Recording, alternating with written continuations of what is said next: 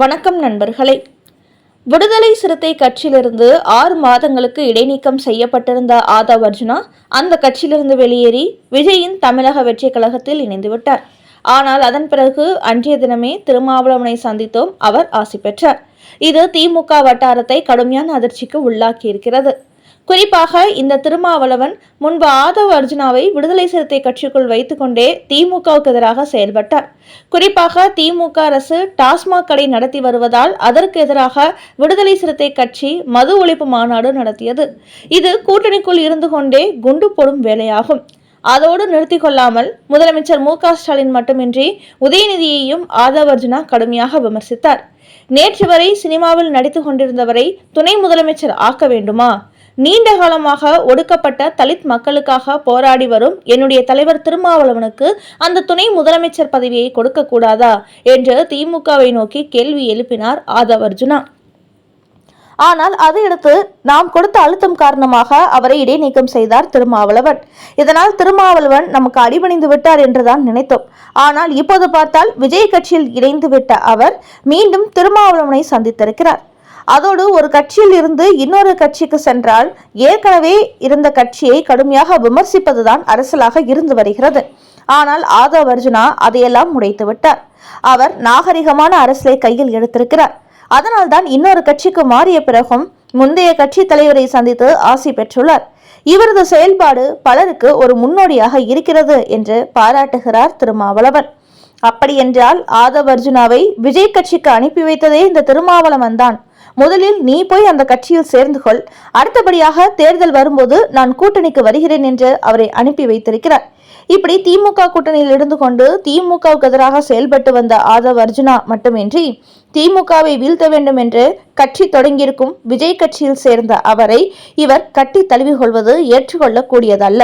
இது திமுக கூட்டணிக்குள் இருந்து கொண்டே குழி தோண்டும் செயலாகும். இந்த திருமாவளவன் ரொம்ப ஆபத்தானவர் என்று கூறி வரும் திமுகவின் அமைச்சர்கள் இப்படி விஜய் கட்சியில் சேர்ந்த ஒருவருடன் நட்பு பாராட்டும் திருமாவளவன் பாஜக, பாமக போன்ற கட்சி தலைவர்களுடன் அரசியல் நாகரிகம் கருதி அவர்களை கட்டி தழுவி கொள்வாரா? மேடையில் அரசியல் நாகரிகம் குறித்து பேசும் திருமாவளவன் அதை செயல்படுத்தி காட்ட வேண்டும். இவரை பொறுத்தவரை மு.க.ஸ்டாலினை பிளாக்மெயில் செய்ய திட்டம் போடுகிறார். தேர்தல் நெருங்கும் நேரத்தில் ஆட்சி அதிகாரத்தில் பங்கு கேட்பாரா இல்லையோ தனக்கு துணை முதலமைச்சர் பதவி தர வேண்டும் என்பார். அதற்கான திட்டம் தான் இப்போது அவர் போட்டுக் கொண்டிருக்கிறார். அப்படி தரவில்லை என்றால் கூட்டணிக்கு குட் பை சொல்லிவிடுவோம் என்று சொல்லிவிட்டு திமுக கூட்டணியில் உள்ள இன்னும் சில கட்சிகளையும் தன்னோடு இழுத்து சென்று விடுவார். அதனால் திருமாவளவனால் திமுகவுக்கு மிகப்பெரிய ஆபத்து வரப்போகிற சட்டமன்ற தேர்தலில் விசிகாவின் சின்னத்திலேயே போட்டியிட்டு வெற்றி பெற்ற பிறகு விஜய் கட்சிக்கு இவர் ஆதரவு கொடுத்தாலும் ஆச்சரியப்படுவதற்கு இல்லை. அதனால் திருமாவளவன் விவகாரத்தில் திமுகவில் ரொம்ப எச்சரிக்கையாக இருக்க வேண்டும் என்று கடந்த 2 தினங்களாக அண்ணா அறிவாலயத்தில் ஒரு மிகப்பெரிய விவாதம் ஓடிக்கொண்டிருக்கிறது. அந்த வகையில் திமுகவினரை பொறுத்தவரை ஆதவ் அர்ஜுனாவை திட்டமிட்டு விஜய் கட்சிக்கு திருமாவளவன் அனுப்பி வைத்திருப்பதாகவே கூறி வருகிறார்கள். அதனால் தற்போது திமுகவில் உள்ள ஒட்டுமொத்த தலைவர்களும் திருமாவளவனை ஜென்ம எதிரியாக பார்க்க தொடங்கிவிட்டார்கள். அடுத்த செய்தி, கூட்டணி கட்சி தலைவர்களை கண்காணிக்க ரகசிய டீம், உதயநிதி போட்ட உத்தரவு. தமிழக அரசியல் வரலாற்றில் இதுவரை திமுக தொடர்ச்சியாக 2 முறை ஆட்சி செய்ததே இல்லை. ஆனால் தற்போது மு.க.ஸ்டாலின் அதைத்தான் செய்து காட்ட வேண்டும். மோடி எதிர்ப்பு அரசியல் என்பதை முன்னிறுத்தும் கட்சிகளை தனக்கு சாதகமாக பயன்படுத்தி கொண்டு 2026 சட்டமன்ற தேர்தலிலும் தான் வெற்றி பெற்றுவிட வேண்டும் என்று தீவிரம் காட்டி வருகிறார். அதன் காரணமாகவே திமுக கூட்டணியில் உள்ள கட்சிகள் கூடுதல் தொகுதி, ஆட்சி அதிகாரத்தில் பங்கு என்று குரல் கொடுத்து வந்த போதும் அதற்கு இடம் கொடுக்காமல் திரைமறைவில் அவர்களுக்கு பல முக்கிய டெண்டர்களை கொடுத்து வாயடைத்து வைத்து வருகிறார். அந்த வகையில் தற்போது திமுக அமைச்சர்களாக இருப்பவர்கள் டெண்டர்கள் மூலம் பணம் சம்பாதிப்பதை விட கூட்டணியில் இருப்பவர்கள் தான் அதிகமாக சம்பாதித்துக் கொண்டு இருக்கிறார்கள். இப்படி அவர்களுக்கு வருமானத்துக்கு ஏற்பாடு செய்து கொடுத்து கூட்டணி உடையாமல் தக்க வைத்துக் கொண்டு வருகிறார் மு.க.ஸ்டாலின். என்றாலும் ஆட்சி அதிகாரம் தங்கள் கைக்கு வந்தால்தான் தங்களுக்கு ஓட்டு போடும் மக்களுக்கு நலத்திட்டங்களை செய்து கொடுக்க முடியும், அரசியலில் தங்களை தக்க வைத்துக் கொள்ள முடியும் என்று நினைக்கும் சில தலைவர்கள் தங்களுக்கும் ஆட்சி அதிகாரத்தில் பங்கு வேண்டும் என்பதில் தீவிரம் காட்டி வருகிறார்கள். இந்த நேரத்தில் தான் ஆட்சி அதிகாரத்தில் பங்கு என்று நடிகர் விஜய் வெளிப்படையாக சொல்லிவிட்டதால் திருமாவளவன் விஜய் பக்கம் திரும்பிவிட்டார்.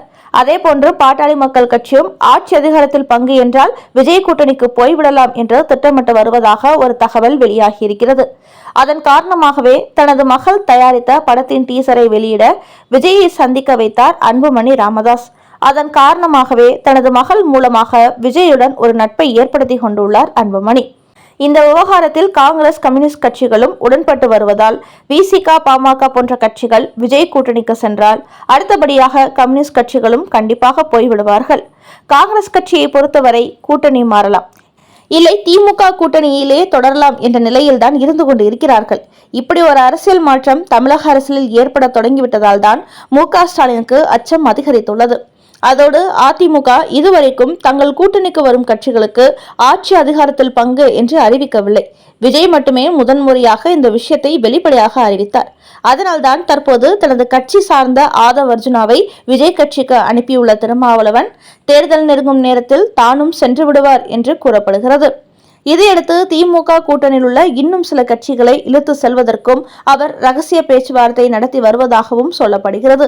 இதுகுறித்த தகவல்கள் திமுக வட்டாரத்தில் கசிந்ததை அடுத்துதான் தற்போது தனது மகன் உதயநிதி மூலமாக உஷார் நடவடிக்கை எடுக்குமாறு கூறியிருக்கிறார் மு.க. ஸ்டாலின்.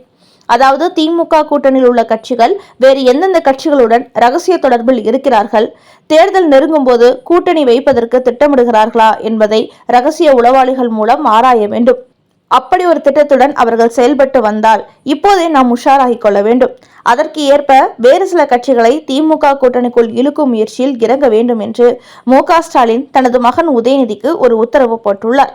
அதன் காரணமாகவே திமுக இளைஞரணியை சேர்ந்த சில நபர்களை ஒரு டீமாக உருவாக்கி திமுக கூட்டணியில் உள்ள கட்சி தலைவர்களை ரகசியமாக உளவு பார்க்குமாறு கூறியிருக்கும் உதயநிதி ஸ்டாலின், விஜயின் தமிழக வெற்றி கழகத்துக்குள் திமுகவை சேர்ந்த சில புள்ளிகளை இணைய வைத்தும் அங்கு நடக்கும் அரசியலை உடனுக்குடன் தனக்கு தெரிவிப்பதற்கும் ஏற்பாடு செய்யுமாறு இளைஞர் அணியினருக்கு உத்தரவிட்டுள்ளாராம். அதன் காரணமாகவே தற்போது திமுக கூட்டணியில் உள்ள திருமாவளவன் மட்டுமின்றி மற்ற கட்சி தலைவர்களும் வேறு கட்சிகளுடன் டீலிங் வைத்திருக்கிறார்களா, ரகசிய சந்திப்பு நடத்துகிறார்களா என்பதை தீவிரமாக ஆராயும் முயற்சிகளில் திமுக இளைஞரணி இறங்கிவிட்டதாகவும் அரசியல் வட்டாரங்களில் ஒரு பரபரப்பு செய்தி வெளியாகியுள்ளது. நண்பர்களே, திமுக கூட்டணியில் இடம்பெற்றுள்ள விடுதலை சிறுத்தை கட்சிகள் இருந்து கொண்டே மு.க. ஸ்டாலினுக்கும் உதயநிதிக்கும் எதிரான அரசியல் செய்த ஆதவ் அர்ஜுனாவை விடுதலை சிறுத்தை கட்சியிலிருந்தே திருமாவளவன் மூலமாக திமுக வெளியேற்றியது.